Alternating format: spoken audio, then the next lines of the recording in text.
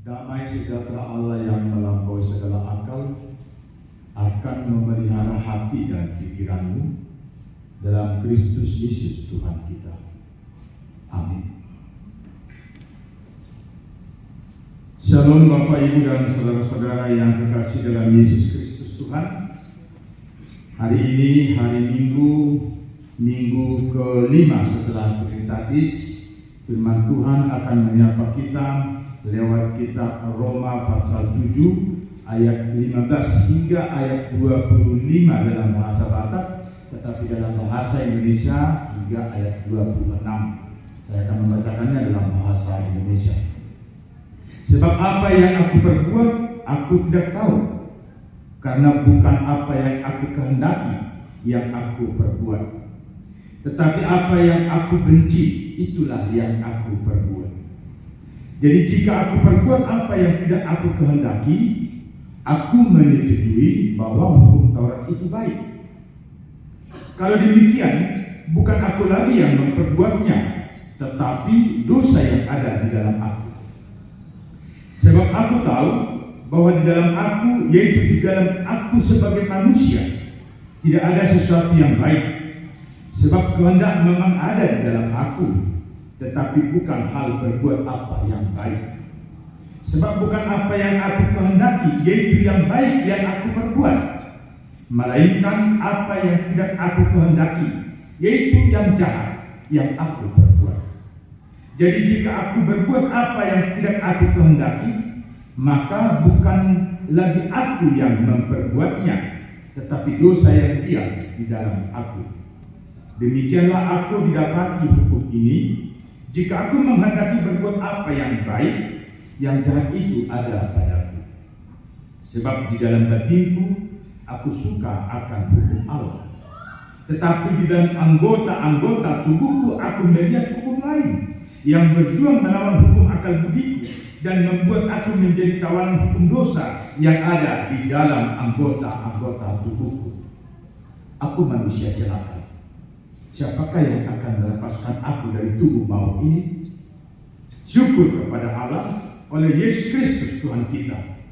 Jadi dengan akal budiku aku melayani hukum Allah, tetapi dengan tubuh insaniku aku melayani hukum dosa. Demikian firman Tuhan.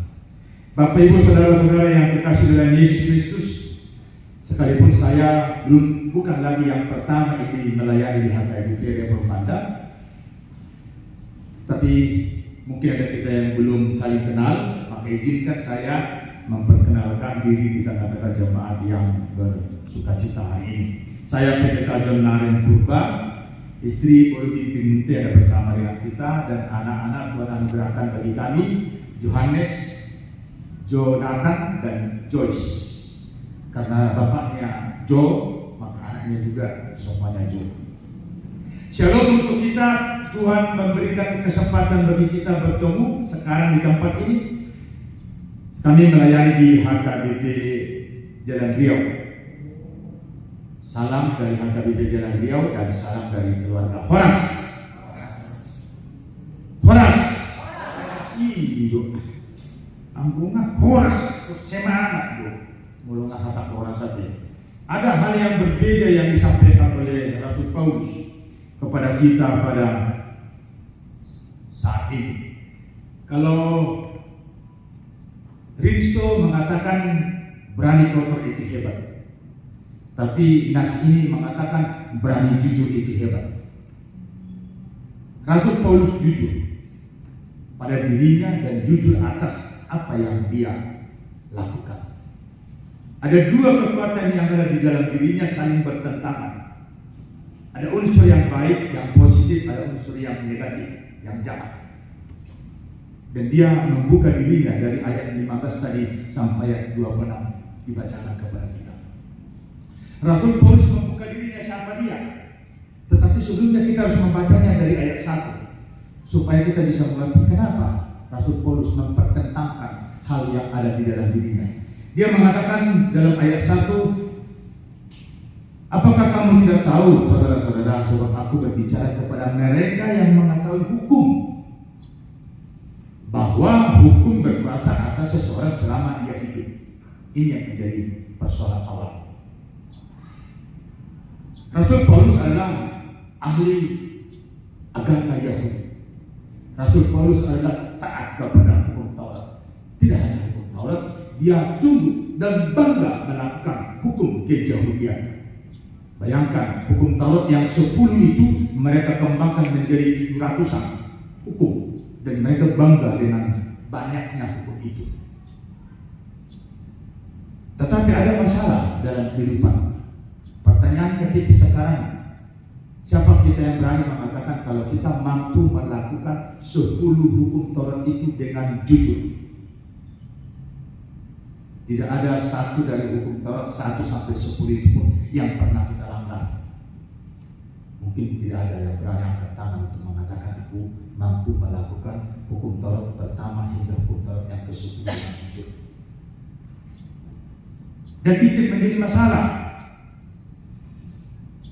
Karena tidak ada yang bisa melakukan hukum itu dengan sempurna, maka sungguh tidak ada keselamatan bagi orang yang melakukan hukum Taurat. Memang dari sejak perjanjian lama juga hukum Taurat dikasih Allah kepada Musa atau kepada umat Israel lewat Musa, bukan untuk menjamin keselamatan bagi mereka, tetapi hukum Taurat itu diberikan kepada umat Israel untuk membawa mereka kepada keselamatan. Jadi bukan dalam hukum Taurat itu keselamatan, tetapi Allah memberikan hukum Taurat kepada umat Israel untuk membawa mereka kepada keselamatan. Itu tujuannya. Sehingga hari ini juga pada saat kita diperdengarkan hukum Taurat yang firman Tuhan yang Roma pasal 7 ayat 15 ini sampai ayat 26, ada pertentangan di dalam diri Paulus. Memangnya di dalam dirinya yang paling dalam ada kebenaran. Di dalam dirinya yang paling dalam ada firman Tuhan yang selalu kuat kepadanya. Maka sebelum dia menjadi Kristen pun, di dalam dirinya ada kebenaran. Kebenaran tentang Tuhan lewat hukum Yahudi. Tetapi apa yang terjadi dengan tangan kanan dan tangan kiri, kaki kanan, kaki kiri, mata kanan, mata kiri, semuanya organ tubuhnya, yang ada padanya adalah kejahatan-kejahatan. Sampai-sampai dia berkuasa untuk membunuh orang-orang yang pernah mengikuti Yesus Kristus. Oleh karena itu dia mau membuka dirinya kepada orang-orang Yahudi yang sudah menjadi Kristen, yang ada di tengah-tengah jemaat Roma. Karena jemaat Roma adalah istimewa. Dari semua jemaat yang pernah dikirimnya surat, jemaat Roma adalah jemaat yang istimewa. Karena jemaat Roma itu bukan jemaat yang dia dirikan, tetapi jemaat Roma itu datang dari berbagai daerah, sudah Kristen sebelumnya, dan berkumpul di tengah-tengah kota Roma, dan mereka membentuk persekutuan sebagai orang percaya. Mereka dilatar belakangi orang Yahudi dan juga non-Yahudi. Dan ini menjadi kekuatan yang berbeda, yang menjadi pertentangan di antara mereka. Orang Kristen Yahudi mengatakan kalau mau mengikut Kristus harus memelihara keyahudian dulu. Dan orang Kristen non-Yahudi mengatakan kami tidak pernah mengenal dengan keyahudian. Dan di situ menjadi pergolakan yang luar biasa dalam diri jemaat. Dan untuk itulah Rasul Paulus mencoba menenangkan mereka dan memberikan keterangan. Dia mengatakan, mencontohkan, kalau seorang istri dia ada di bawah kekuatan atau hukum, dia harus tunduk kepada suami. Maka kalau dia pergi ke laki-laki lain, dia berzina. Tetapi kalau si suami sudah mati, dia tidak lagi dikatakan berzina kalau dia pergi kepada laki-laki lain. Hal itulah digambarkannya tentang bagaimana kita tadinya yang tunduk kepada hukum Taurat, dan kembali kita sekarang tunduk kepada kebenaran firman Tuhan. Karena ada sholat lagi yang disampaikan oleh Martin Luther itu, sesungguhnya itu sudah disampaikan oleh Yesus Kristus. Sehingga pengharapan akan kehidupan itu diberikan kepada kita bukan lagi karena melakukan hukum Taurat, tapi menjadi hukum kasih yang ada dalam Kristus Yesus. Sehingga kita sekarang sudah mati, sudah sama-sama seperti seorang istri yang bebas untuk kepada pria lain pergi karena suaminya telah mati. Kita juga digambarkan seperti itu. kita sudah mati di dalam penebusan Yesus Kristus.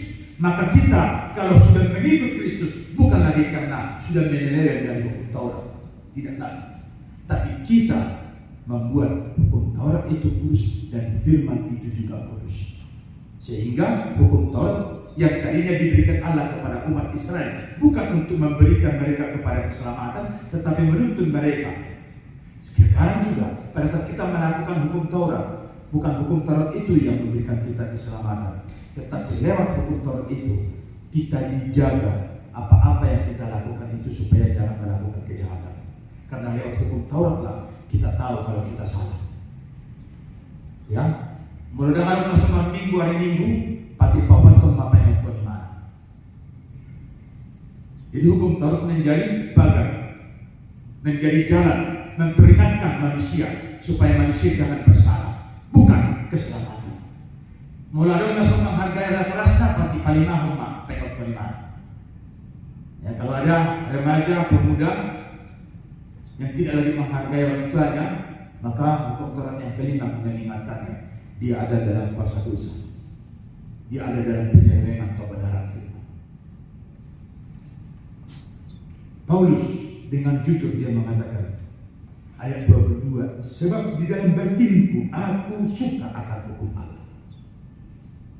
Persoalannya, saat dia mau mencoba merealisasikan hukum Allah yang ada dalam batinnya, ada kuasa lain yang mengganggunya untuk melakukan kebenaran Tuhan. Dan kuasa-kuasa yang ada di sekitarnya juga mengganggunya, memperdayanya untuk jauh dari kebenaran itu. Kalau Paulus berani membuka dirinya seperti itu dulu, dan dia bukakan itu kepada kita sekarang, artinya kita juga harus berani membuka diri kita sekarang di hadapan Tuhan, sehingga kita sungguh mengatakan aku mencintai hukum Tuhan, sebagai tema yang disampaikan kepada kita. Jika kita mengatakan aku mencintai hukum Tuhan, maka kita mau membuka diri kita, mau jujur kepada Tuhan. Apa yang Tuhan katakan tentang kalau kita mencintai Tuhan? Mencintai Tuhan dengan segenap hati kita, mencintai Tuhan dengan akal pikiran kita, mencintai Tuhan dengan seluruh eksistensi keberadaan kita. Apakah itu sudah cukup? Ternyata tidak. Mencintai hukum Tuhan berarti mencintai keberadaan Tuhan dari seluruh kehidupan kita. Tetapi itulah hubungan kita secara vertikal kepada Tuhan. Pembuktiannya kalau kita mencintai Tuhan secara vertikal, maka kita juga akan mencintai sesama kita secara horizontal.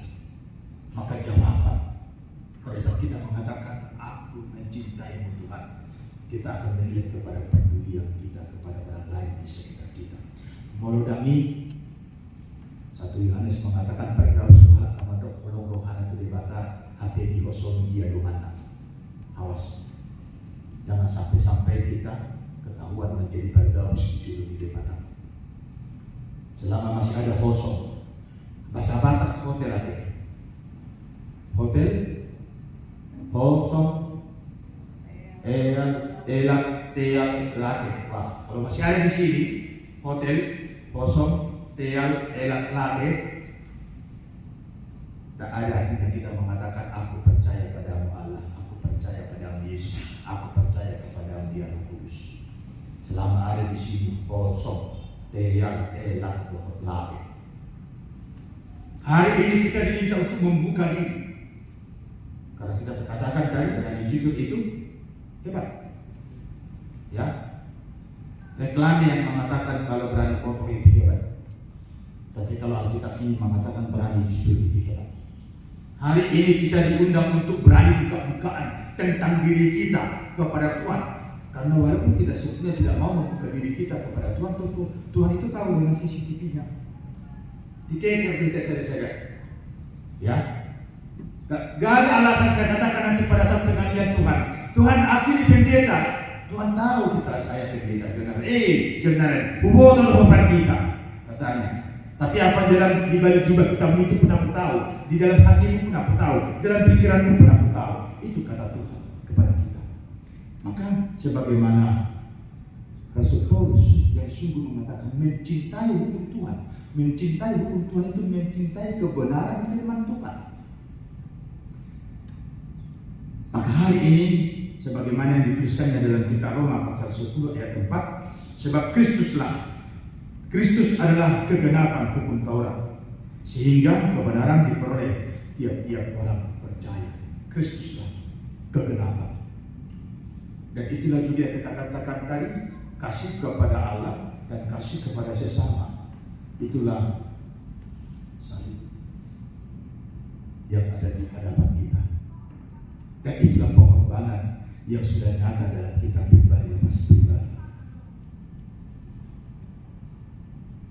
Yesus Kristus turun ke dunia sampai ke dunia mati, mangaroro kita sehingga polisok nyaman ya, memperbaharui kita dari kuasa dosa dan kematian, hadir menjadi manusia yang dimerdekakan oleh kasih yang luar biasa, diberikan kepada kehidupan tidak hanya di dunia, tapi dijanjikan tentang kehidupan surgawi. Dan hari ini kita diminta untuk mampu mengatakan ayat 25 dalam kehidupan kita, syukur kepada Allah oleh Yesus Kristus Tuhan kita. Syukur kepada Allah oleh Yesus Kristus Tuhan kita. Al surah dan roh mana tu pertidion dari jorma, maka nyanyian yang mengatakan tu dia ho duma teho alusima jepetiti ujung naro tu dia ho duma teho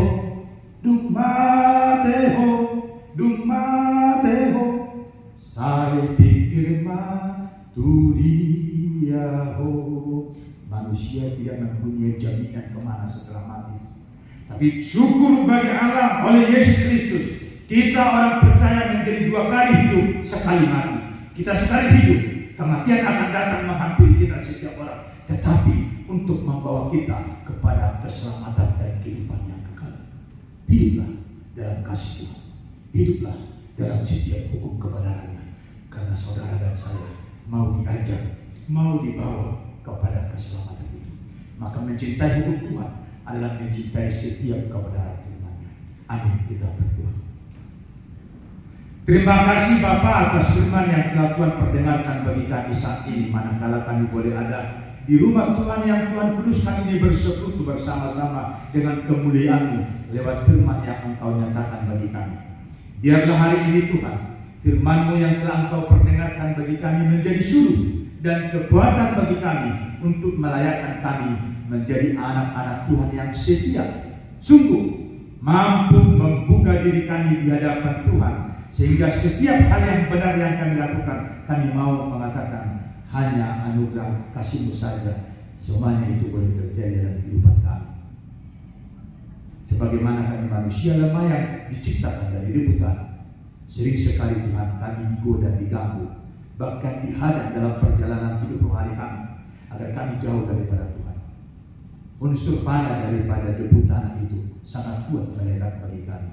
Layakkan kami Tuhan untuk boleh selalu memperbaharui diri kami di dalam pengenalan akan firman-Mu, sehingga kami sungguh mau mengatakan, ya, setiap saat, setiap waktu, setiap hari Tuhan memperbaharui hidup kami lewat Roh Kudus-Mu yang menuntun, lewat Roh Kudus-Mu yang memberikan pengertian bagi kami, sehingga kami hari demi hari semakin sempurna disempurnakan oleh kasih-Mu.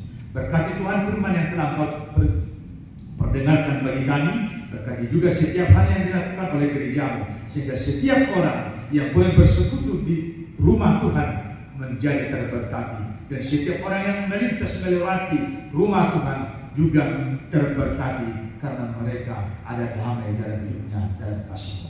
Terpuji nama-Mu, sempurnakan doa kami, karena Yesus Kristus Tuhan Juru Selamat kami. Amin.